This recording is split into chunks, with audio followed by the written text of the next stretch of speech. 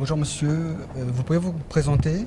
Oui, je suis Monsieur Le Foulon, je suis un citoyen de Mantes-la-Ville et j'étais ancien adjoint et toujours conseiller municipal d'ailleurs, mais je suis avant tout un citoyen de Mantes-la-Ville. Alors, Mantes-la-Ville est une ville de 20 000 habitants, de la grande banlieue parisienne, avec un taux de logements sociaux de l'ordre de 37%. Donc avec une tradition populaire, ouvrière même. C'est une ville qui est ancrée à gauche depuis toujours. Je crois qu'il y a toujours eu des maires soit socialistes, soit des maires communistes. Donc c'est une ville qui est ancrée en gauche, une ville populaire avec une tradition ouvrière, je l'ai dit, et qui connaît des problèmes économiques, des problèmes économiques qui touchent toute la vallée de la Seine. Est-ce que vous pourriez me dire un peu plus, m'expliquer un petit peu la situation ici à Mantes-la-Ville? Oh, c'est une situation qui est compliquée. Il paraît qu'elle est assez rocambolesque. Ah oui, tout à fait. Donc au premier tour, nous avions 6 listes avec une liste Front National, une liste de quelqu'un de centre-gauche soutenu par l'UMP, une liste... C'est-à-dire Madame Pelvast? Non, Monsieur Andrella. D'accord. Nous avions une liste socialiste de Madame Brochot, une liste sans étiquette ancienne maire socialiste de Annette Pelvast, et donc moi, indépendant, voilà. Ensuite, nous avons au premier tour, il y a eu une liste qui s'est retirée. Donc Fabrice Andrella s'est retiré. Il y a une fusion Monique Brochot et Monique Brochot, pardon, et Bénédicte Bioret, voilà, Front de gauche. Et donc voilà, nous sommes à 4 listes. Europe Écologie Les Verts également. Alors Europe Écologie Les Verts s'était allié dès le premier tour avec Monique Brochot. C'est un mélange d'enjeux locaux et d'enjeux nationaux, et avec des listes qui représentent des partis politiques bien sûr, mais des listes qui sont des listes sans étiquette. Donc tout ça fait que c'est difficilement compréhensible pour des gens qui n'habitent pas la commune ou qui ne connaissent pas bien les tenants et les aboutissants de la politique mantevilloise. Quelles sont selon vous les raisons qui expliquent les résultats qui a fait que M. Cyril Naute, le candidat FN, s'est retrouvé en tête du premier tour? Alors déjà, c'est une lame de fond au niveau national. On voit que le Front National, où il était présent lors du premier tour, a fait pratiquement tout le temps un très bon score. Une des explications, c'est de sanctionner les partis de gouvernement, oui c'est clair. Je pense que c'est le contexte, l'échec des différents gouvernements, l'échec de M. Sarkozy en matière économique, l'échec de M. Hollande actuellement au niveau économique, et un certain désarroi et déception même de la population vis-à-vis du personnel politique habituel. Mais à Mantes-la-Ville, en plus, il y a un sujet particulier. Il y a eu une salle de prière musulmane qui a été proposée à 4 mois des élections et qui ne fait pas l'unanimité. Aujourd'hui, il y a 2 associations musulmanes. Il y avait l'ancienne association El Fete,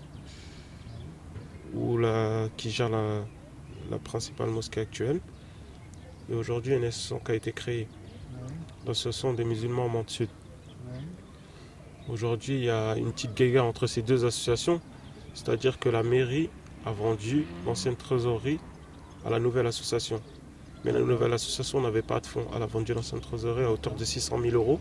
Aujourd'hui, dans les caisses de la première association, il y a 200 000 euros. Donc il faudrait qu'ils récoltent encore 400 000 euros. Il y a une petite guéguerre entre les 2 présidents. Aujourd'hui, le maire sortant est proche du président de la deuxième association, l'association musulmane Mantes Sud. Après, est-ce que Monique Brochot a voulu utiliser le vote communautaire? Beaucoup s'interrogent. Est-ce que vous pensez que c'était une manière d'attirer le vote musulman pour Madame Brochot? Tout à fait. Oui, c'est sans aucun doute. Il me semble quand même que votre scrutin local, il y a d'autres raisons qui expliqueraient ces résultats-là. Et là, je veux faire référence donc aux divergences entre Madame Pelvast d'un côté et Madame Brochot. Vous pouvez m'en dire un peu plus? Des divergences, oui, il y en a des divergences. Sur le fond, je pense que c'est 2 personnes qui sont assez proches politiquement. Madame Brochot représente le Parti Socialiste, et la candidate officielle du Parti Socialiste. Et Madame Pelvast est l'ancienne députée maire de la commune, socialiste aussi, même si là, elle se présente sans étiquette. Et effectivement, il y a eu une altercation entre des colleurs d'affiches des deux groupes. Voilà, elles ont été effectivement convoquées au commissariat. Mais pour les détails, mieux vaut se rapprocher des deux. Je vais leur en parler. Voilà. Madame Brochot, bonjour. Bonjour. Donc vous êtes la maire sortante de Mantes-la-Ville. Donc la route Solferino avait quand même passé des consignes assez claires et précises, stipulant que les candidats PS, en cas de risque de victoire d'un candidat Front National, devaient se retirer. Pourquoi vous avez maintenu votre liste? J'ai maintenu ma liste parce que l'écart entre le deuxième et le troisième, c'est-à-dire moi-même, est seulement de 32 voix. 32. Et en plus, comme il était prévu que je fusionne ma liste avec la gauche citoyenne, qui avait fait plus de 10%, on avait rapidement un accord de plus de 600 voix, enfin une différence de plus de 600 voix qui faisait que je pouvais me maintenir, qu'il n'y avait aucun risque.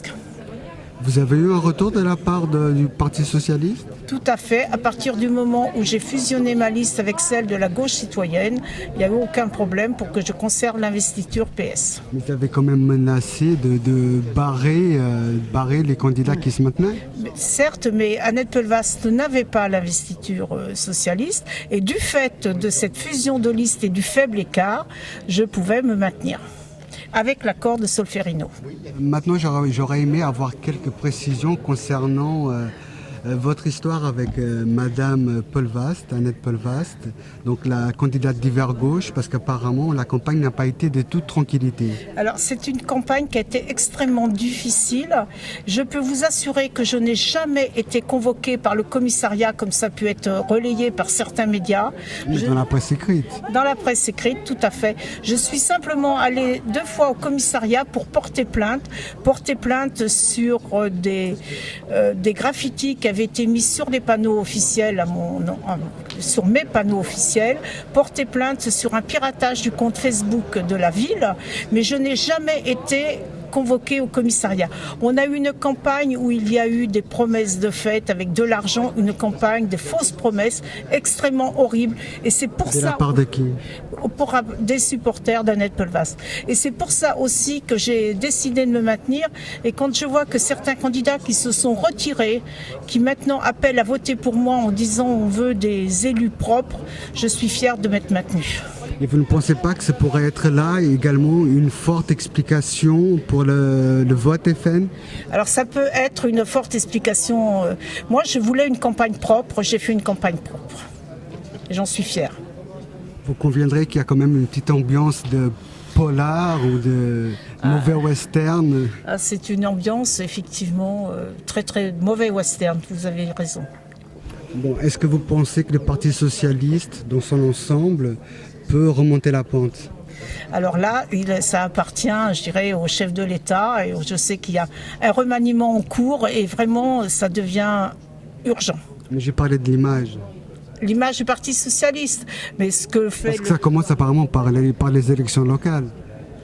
Alors, enfin, je sais pas, non, j'ai pas tout à fait. Les élections, il n'est pas normal que nous, élus locaux, nous soyons sanctionnés par ce qui se passe au niveau national, malgré tout. Oui, mais si vous ne montrez pas le bon exemple au niveau local aussi... Ah, mais moi j'étais un élu exemplaire. Hein, que pendant la campagne, il soit passé des choses que je traite un petit peu d'image de voyou, certes. Moi, je pense que le Parti Socialiste était... moi, j'ai été exemplaire. Donc vous pensez que les deux camps auraient des choses à se reprocher de toute façon? Non, moi, j'ai rien à me reprocher. Rien du tout. J'ai fait une belle campagne. Attendez, là vous êtes en train de me dire que l'équipe de Madame Brochot collait des affiches du Front National. Oui, sur les étiquettes, voilà. Et puis moi j'avais la preuve, et quand j'avais la preuve, du coup j'ai voulu les prendre en photo. Et quand ils ont vu que je les prenais en photo, c'est à ce moment-là même qu'ils ont eu un coup de panique. Ils sont tous montés dans la voiture et je suis quand même resté devant la voiture. Ils m'ont mis un coup de pare-choc, un coup de première, je suis tombé par terre. J'avais cru qu'ils allaient faire une marche arrière. En fin de compte, ils m'ont roulé sur ma jambe. Et c'est à ce moment-là que mon fils criait, il frappait sur la vitre. Il criait. Et puis c'est à ce moment-là, dans les 3 minutes qui suivent, la police elle est venue, mais hyper rapide. Mon fils rentrait avec un ami et son père d'un fast-food qui venait d'ouvrir ici à Mantes-la-Ville. Ils ont vu les gens en flagrant délit, ils ont dit, vous savez, vous faites pas ça. Le papa, voilà, il a pris la photo et comme ils sont en porte-à-faux, être constatés par l'huissier, c'est catastrophique pour leur campagne, vous voyez. Donc, comme ils étaient en porte-à-faux, ils ont tapé une première et puis c'est monté crescendo. Ils ont inversé les rôles. Moi, dans tout ça, leurs affaires de politique, c'est leur problème. On ne met pas un enfant à peine de 13 ans dans un commissariat. D'accord. Qu'est-ce qui s'est passé au commissariat? L'enfant était à part, on n'a pas voulu m'appeler. Donc moi j'ai appelé partout, minuit, 1h, 2h, 3h du matin. Je ne savais pas où était mon enfant. J'ai appelé autour de moi, les urgences, pour savoir s'il n'y a pas eu un accident. Vous savez, vous psychotez un petit peu. Hein. Et quand le petit est rentré, donc le papa m'expliquait ce qui s'est passé. Il a dit, maman, je ne vais pas bien, il est parti vomir. Il était en pleurs, il était en sueur, donc le choc, quoi, il s'est vidé. Et aujourd'hui, il a sa 4e séance de psychologue. Dites-moi, vous avez déposé une main courante? Non, j'ai déposé une plainte. Ouais. J'ai déposé une plainte. Et puis la plainte qu'en est-il aujourd'hui? J'ai pas eu de réponse. Bon, une autre des spécificités de la région ici, c'est la proximité avec Mantes-la-Jolie. Oui. Et donc, Mantes-la-Jolie, c'est une ville qui est connue parce qu'elle est réputée sensible. Qu'en est-il de l'insécurité ici? Alors ici, c'est pas Chicago, Mantes-la-Ville. Par contre, il y a une forte insécurité au niveau des cambriolages. Il y a un fort taux de cambriolage dans le domaine de la vallée. Il y a un fort taux de cambriolage dans ce qu'on appelle les Belles Lances, dans le quartier de Neunkirchen. Par exemple, l'été dernier, sur 80 pavillons, il y en a eu 18 de cambriolés. Donc voilà, c'est surtout cette insécurité-là qui est sur Mantes-la-Ville. Donc c'est un problème qui est réel. Ah, c'est un problème qui est réel, bien sûr. Et maintenant, d'un point de vue concret, qu'en est-il de la situation des jeunes, de la jeunesse ici? La situation des jeunes, de la jeunesse, j'en sais pas plus. Par rapport au chômage, à la formation, à l'école? Par rapport au chômage, on a beaucoup de jeunes déscolarisés. On a un petit phénomène de délinquance. Il y a eu beaucoup de faits divers, que ce soit des fusillades, que ce soit des règlements de compte. Comme dans beaucoup de villes. Comme dans beaucoup de villes. Mais est-ce qu'il y a une spécificité ici à Mantes-la-Ville et à Mantes-la-Jolie? Il n'y a pas de spécificité.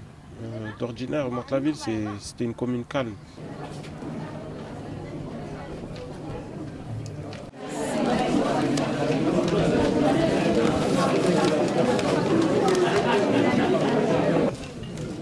Note.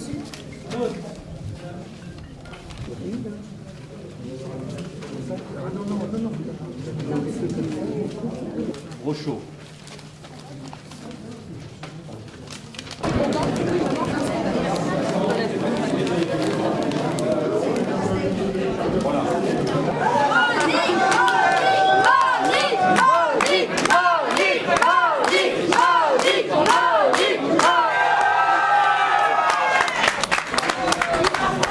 Nous avons encore quelques bureaux de vote en cours de validation. Donc dans l'ordre pour l'instant et définitivement. Donc je suis en tête. Derrière c'est la liste de Cyril Naud. Et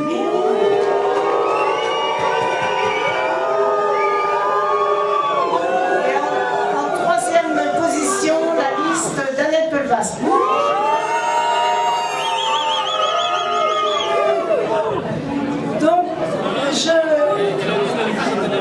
Et Éric Visatener en 4e.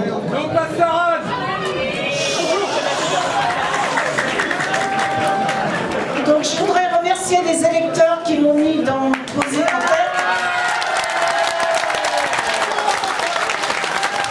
On peut dire que vous avez eu raison de maintenir votre candidature au 2e tour.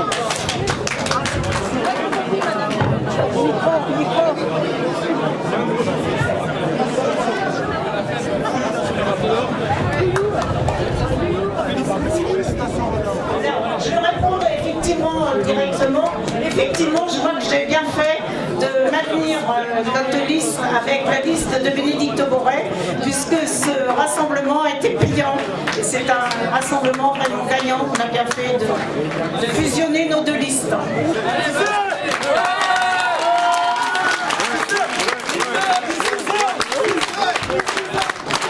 Est-ce un résultat, un vote d'adhésion ou plutôt le résultat d'un front républicain? Je pense que c'est un front républicain. Et malgré tout, on est toujours. Mantes-la-Ville a toujours été à gauche. Le problème, c'est quel bureau alors? J'aimerais bien qu'on me présente le papier avec le récapitulatif, bureau par bureau, nombre de voix. Non, personne ne me l'a présenté là. On me dit que je perds de 59 voix, j'aimerais avoir les totaux, quoi. C'est tout. De façon. Comme au premier tour. Vous avez raison de réclamer si vous Comme avez au premier tour. Mais Les journalistes sont là, ils me posent des questions, j'aimerais pouvoir commenter des faits précis.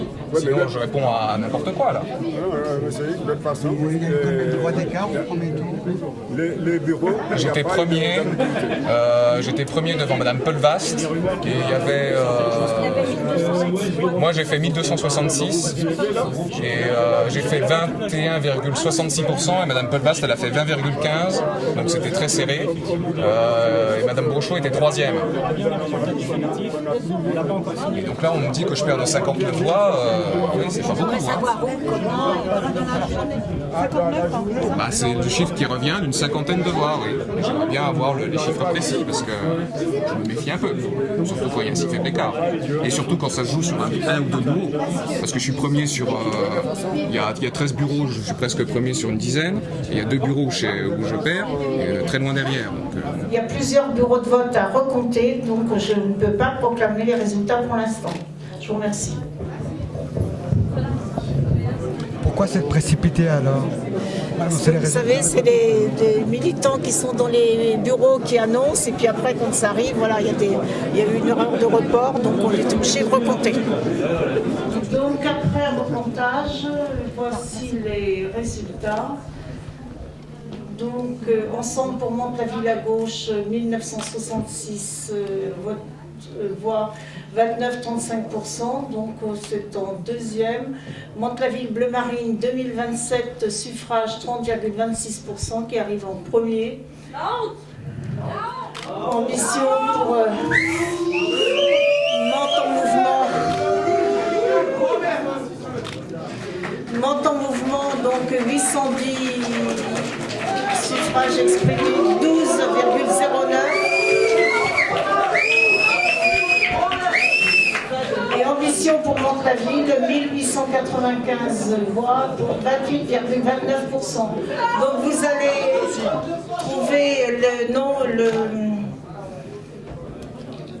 le nombre d'élus par liste va s'afficher, ainsi que leur nom.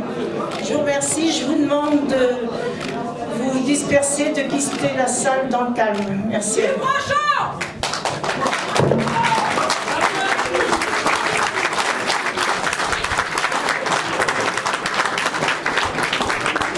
Est-ce que c'est une...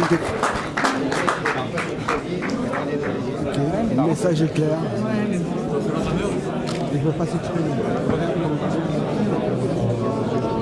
Vos réactions, M. Note, sur ce résultat? Eh bien écoutez, cela a été un peu long à l'avoir, ce résultat, mais en tout cas, maintenant nous l'avons, il est clairement définitif. C'est un résultat historique, exceptionnel pour le Front National. La seule ville d'Île-de-France, d'après ce qui me semble, a été gagnée par vous? Oui, à ma connaissance, ça ne s'est jamais produit dans l'histoire du Front National, donc c'est bien un événement totalement historique. Donc une saveur particulière, cette victoire? Oui, bien sûr, oui, parce que c'est une ville qui a toujours été gérée par la gauche, c'est une ville populaire, une ville ouvrière, et cet électorat s'est tourné vers le Front National. Avez-vous eu Marine Le Pen au téléphone? Non, je viens d'avoir sa directrice de cabinet pour lui annoncer le résultat définitif. Elle m'a demandé notre score, notre pourcentage, et m'a présenté ses félicitations. C'est le début des choses sérieuses pour le Front National? Oui, bien sûr, à Mantes-la-Ville et puis ailleurs, puisque je ne suis pas au courant de toutes les victoires que nous avons pu remporter ce soir au niveau national, mais enfin, je crois qu'à Fréjus on a déjà gagné, à Béziers et sans doute dans d'autres communes. Donc nous allons devoir maintenant prouver que nous savons gérer des villes et réussir, tout simplement. Et au niveau de la cohésion sociale? Je vois pas pourquoi il y aurait... Est-ce que ça va aggraver les dissensions existantes entre les différentes populations? Moi, j'ai beaucoup mis en avant dans cette campagne la lutte contre ce que j'appelle, et ce qu'on appelle au Front National, le communautarisme. Nous, au Front National, nous traitons tous les citoyens de manière égale, sans nous soucier de leurs origines, leur couleur de peau, leur religion ou leur orientation sexuelle. Tous les Mandevillois, pour moi, sont égaux et il n'y aura aucune discrimination. Ça, c'est un engagement que je prends ici et maintenant devant vous et devant tout le monde. Il n'y aura pas de préférence nationale pour les embauches, par exemple? Non, c'est un... Et alors, vos premières actions demain, ça sera quoi? Mes premières actions, je ne sais pas, je vais sans doute être sollicité par la presse et puis je vais répondre à la question des journalistes. Mais je parlais en tant que maire de Mantes-la-Ville. En tant que maire de Mantes-la-Ville, je vais... je ne sais pas. Je vais sans doute tenir des propos rassurants pour apaiser peut-être tous ceux qui n'ont pas choisi de voter pour moi. J'en profite d'ailleurs à cet instant pour remercier tous ceux qui ont choisi de voter pour moi. Je remercie tous mes colistiers. Mais je voudrais aussi dire à tous les Mandevillois, quels qu'ils soient, que je ne suis pas un homme d'extrême droite, je ne suis pas un facho, je ne suis pas un nazi.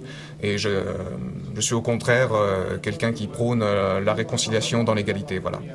Vous avez, vous sortez vainqueur de cette élection, mais les résultats étaient quand même les résultats sont très serrés. Bien sûr, comme au premier tour d'ailleurs, et il y avait beaucoup de listes déjà, il y en avait 6 au premier tour, là il y en avait 4, et c'est néanmoins une victoire nette et sans bavure. Mais est-ce qu'on peut qualifier un vote sanction de victoire, de réelle victoire? Non, moi je crois que les Mandevillois qui ont choisi de voter pour Mantes-la-Ville Bleu Marine ont peut-être effectivement choisi de voter pour sanctionner Madame Brochot et son bilan calamiteux, mais aussi parce qu'ils ont conscience que maintenant seul le Front National peut représenter un espoir et une réelle alternative à la politique qui a été menée pendant des décennies sur cette commune. Et c'est peut-être aussi une sanction au niveau national de la politique de M. Hollande et de M. Ayrault. Mais c'est aussi au niveau national que le Front National et Marine Le Pen représentent enfin un espoir.